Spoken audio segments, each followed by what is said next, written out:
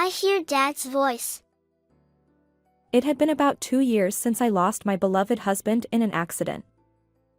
To lift my daughter's spirits, I planned a trip to Hawaii. However, while playing together on the beach, she suddenly ran off with shining eyes. "He can't be here in a place like this." I gently reassured her, but she continued running with hopeful anticipation. As we entered a luxurious residential area with villas, I witnessed an unbelievable scene. My name is Olivia. I married Tom, who was 3 years older than me, when I was 22. 2 years later, we were blessed with our daughter, Mia, and the three of us lived happily together. Tom, kind and gentlemanly, had made a great impression on me from the moment we met, and I fell in love with him quickly. Being with you, Olivia, is truly enjoyable. I feel the same way, Tom. Time flies when I'm with you. He seemed to view me favorably as well, and soon we started dating. After about a year, we tied the knot. We purchased our own home after marriage and steadily climbed the stairs of happiness. Tom adored our sweet daughter, Mia, and she was a true daddy's girl. He was a loving father and a considerate husband, supporting me as I juggled household chores and parenting while working diligently.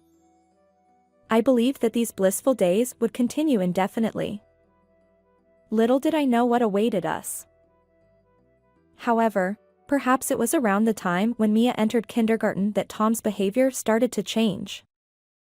Previously, he would come home promptly and help put our daughter to bed, but suddenly, late nights due to unexpected overtime or social gatherings became the norm. One day, as I lay down with Mia to read a bedtime story, she looked at me with sadness in her eyes. I couldn't see Dad again today. Even on his days off, he disappears somewhere. Maybe Dad doesn't like me anymore. I gently reassured her. That's not true. Dad loves you very much, which is why he works so hard. Mia's cheeks, on the verge of tears, received a soft stroke from me as she weakly smiled and closed her eyes. Later, around midnight, Tom returned home, faintly smelling of soap. Had something good happened? He seemed unusually cheerful, even humming a tune. Welcome back. You seem happy. Well, yeah. I entertained some clients, and we secured a major contract. Anyway, I'm going to take a shower. His evasive response left me feeling uneasy. If work was going well, he should have the mental space to care about our family and our child. Yet, his actions conveyed none of that. Continuing like this won't lead to any resolution, so I mustered the courage to talk to Tom. Before you take a bath, there's something I want to discuss. I understand that work keeps you busy, but could you spend a bit more time with Mia? In response, Tom sighed as if it were a bother. Mia is feeling lonely, you know? Just spending time together at home, even for an hour or 30 minutes on days off, would surely make her happy. Your job as a stay-at-home mom includes childcare, doesn't it? Don't push everything onto me. He interrupted me, shouting, an unusual behavior for his typically calm demeanor. You used to actively help with parenting and household chores. As shock and disappointment swirled within me, Tom leveled a disdainful gaze. Who do you think puts food on the table? Don't boss me around with your petty concerns. With that, he stormed out of the house.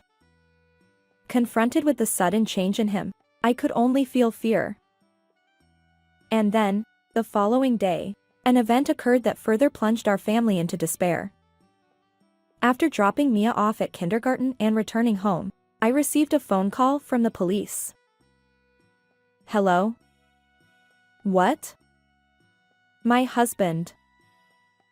It turned out that Tom, who had stormed out of the house, had been in a traffic accident. As I listened, I felt my consciousness slipping away, but I held on and hurried to the police station.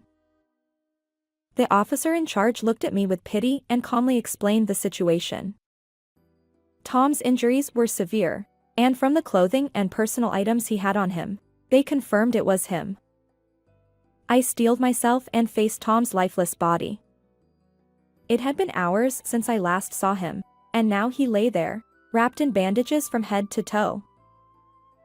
Then, my eyes fell on the wristwatch he wore on his left hand. Despite being battered by the impact of the accident, it was undoubtedly the limited edition watch he used to boast about. A watch so rare that there were only 3 in the entire United States. When I saw it, the reality of his death hit me like a tidal wave. "Honey." I clung to Tom unabashedly, tears streaming down my face. If only I hadn't said those unnecessary things yesterday, he might still be alive. In the end, our argument from the previous day became our final conversation. Afterward, our daughter, who had adored her father, lost her smile, and I found myself regretting that argument from that night. Still, I had to raise Mia properly. Desperately holding back my shattered heart, I searched for work and began my journey as a single mother. 2 years later, my smileless daughter entered 1st grade, her shiny school bag on her back as she attended school every day. However, she rarely shared details about her day with me. To distract myself from loneliness, I often looked through old photo albums. In pictures taken when Tom was still alive, Mia wore a beaming smile. I wish Mia could return to that time. With a heavy heart, I turned more pages and came across a commemorative photo from our honeymoon in Hawaii. Memories of the beautiful sunset at the beach flooded back, and I decided to take Mia on a summer vacation to Hawaii. When I proposed the idea, Mia's surprised expression brightened. Where Dad went? Well, then I want to go too. It was a moment when I saw Mia smile again after a long time. Watching her eyes sparkle with excitement for her first overseas trip, I felt a surge of happiness. And so, during summer vacation, Mia and I set off for Hawaii. Upon arriving at our destination, we headed straight to the beach. Mia giggled and played, her first smile in 2 years brightening even my own heart. Taking her here was the right decision, I thought. Suddenly, Mia stood up and exclaimed, I hear Dad's voice. I gently reminded her. Sweetheart, Dad went to heaven. He wouldn't be here. Perhaps the excitement of her first trip to Hawaii had gotten to her. Ignoring my words, she sprinted off. I followed, breathless, until she stopped in front of a luxurious villa in the residential area. Finally catching up, I witnessed an unbelievable sight. There, in front of me, was Tom, supposedly lost in an accident 2 years ago, happily spending time in the garden. And beside him stood an unfamiliar woman and a child about 1 year old. The scene resembled a picture-perfect, blissful family. I was speechless with shock, but Mia's eyes sparkled with joy at the chance to see her father again. Mom, I want to play with Dad. She exclaimed. I gently reminded her. Sweetie, even though he looks similar, that man isn't Dad. Dad went to heaven, remember? I maintained composure in front of Mia, but my mind was filled with question marks and confusion. Later, I managed to calm Mia down and return to our hotel. Exhausted from playing, she went straight to bed. After putting Mia to sleep, I pondered the recent events. For 2 years since Tom's accident, both Mia and I had lived with determination. What if that person earlier was really Tom? I resolved to find out, for my sake and for Mia's. The next day, I left Mia with a hotel sitter and stepped into the residential area where the man who might be Tom lived. As I approached the house where my daughter had hesitated the previous day, they emerged into the garden. The man, who bore a striking resemblance to my husband, smiled gently and cradled a child lovingly. Their intimacy tugged at my heart, reminiscent of the early days when Mia was born. Yet, I grappled with conflicting emotions. Could I disrupt this seemingly happy family? Should I turn away and pretend I hadn't seen anything? But as a mother, I knew I had to confront the truth. Tom. What are you doing here? I clenched my fists, rallying my resolve, and raised my voice. He spun around, his face paling, unmistakably Tom. The woman beside him furrowed her brow, scrutinizing me. It really is Tom. These past 2 years, Mia lost her smile due to grief, yet she kept living. I confronted him, but Tom retorted. What are you talking about? I'm Michael Brown. Not Tom. This is a case of mistaken identity. His dismissive tone both disappointed and fueled my anger. So, I confronted him with a family photo taken on our daughter's 3rd birthday. Not only our immediate family but also our in-laws were captured in that picture. The woman's expression changed from surprise to suspicion. You really look alike. Are you sure he's a different person? Stop making strange accusations. I genuinely don't know. His defensive tone caught the woman's attention, and then he turned his anger toward me. What's your game? Why disrupt our happiness with baseless claims? I met his gaze unwaveringly and stated firmly. I just want the truth. If you're honest, I won't involve your parents or cause any trouble. Tom hesitated for a moment, then reluctantly began to explain the situation. He is Liam. He's mine and Eleanor's. According to his story, he met Eleanor at their regular bar, and their relationship deepened from there. When she became pregnant, they decided to be together and plotted to disappear from my life. He paid a substantial sum to an acquaintance in the underworld to fake the accident. The body I saw at the police station, wrapped in bandages, wasn't my husband. He had been replaced, dressed in Tom's clothes and even wearing the wristwatch, fooling me completely. Back in my teens, I was a bit of a troublemaker, and one of my friends got involved in the criminal world. As Tom spoke, sweat beaded on his forehead. I couldn't believe the connections he revealed. Later, with that friend's help, he obtained a new identity. They moved to Hawaii together, building a new family.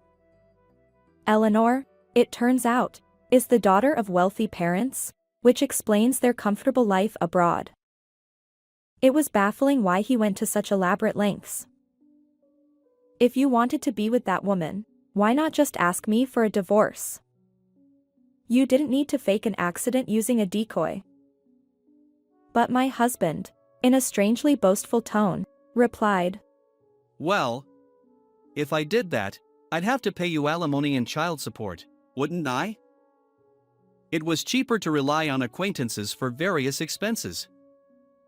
I calculated the market rates properly. His explanation left me speechless. Meanwhile, the woman, having discovered his true nature, broke down in tears right there. Tom reached out to her, but she swatted his hand away, glaring at him. Don't touch me. You've been using a false identity for the past 2 years. Your real name isn't Tom Walsh, it's Michael Brown. She truly seemed unaware of the situation. And to think you were married and had a child. It was all a lie. You deceived me, and it's despicable. Then she turned toward me, her eyes serious, and apologized. I should have investigated properly instead of being swayed. Madam, even though I didn't know, I'm truly sorry. I'll break things off with him. Wait a minute. What about Liam?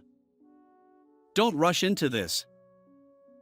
Despite his pleading, Eleanor glared at him with contempt. What's wrong with you? I sacrificed my family for you, crossed dangerous bridges, and now you betray me over something like this. Eventually, realizing her determination was unwavering, Tom grumbled in frustration. With a deeply disappointed sigh, Eleanor left with her child. Left behind, my husband looked at me with desperate eyes. Olivia, you wouldn't betray me, would you? Mia will be starting elementary school next year, and she misses her dad. Let's start over.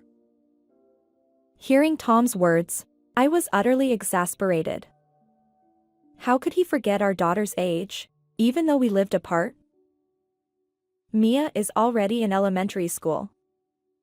You don't care about the family you abandoned. Huh? Is that so? Well, this is just a little mistake. I don't want to hear excuses. You have no right to call yourself a father. Despite his frantic attempts at justification, I cut him off firmly. At that moment, any remaining affection I had for Tom evaporated silently. Afterward, I returned home and consulted with the police and a lawyer. As a result, my husband faced legal consequences under both Hawaiian and local state laws. In Hawaii, the offense of assuming a false identity carries significant penalties, and if found guilty, he could spend a considerable time behind bars. His parents disowned him, severing all ties. Even the friend who aided Tom's scheme was arrested. Despite any potential redemption, there would be no one left to support him. On the other hand, I resolved to move forward, determined to live strongly with Mia. As she grows older, I plan to share the whole truth with her someday. However, on that day, my daughter must have felt something when she witnessed her father, who was building a new family. Mom, it'll be okay. I'll protect you, She said, her smile reaching her eyes. While Mia might not fully comprehend everything, I held her tightly, vowing that we would find happiness together. How did you find this story? If you enjoyed it, consider subscribing to our channel. Until next time.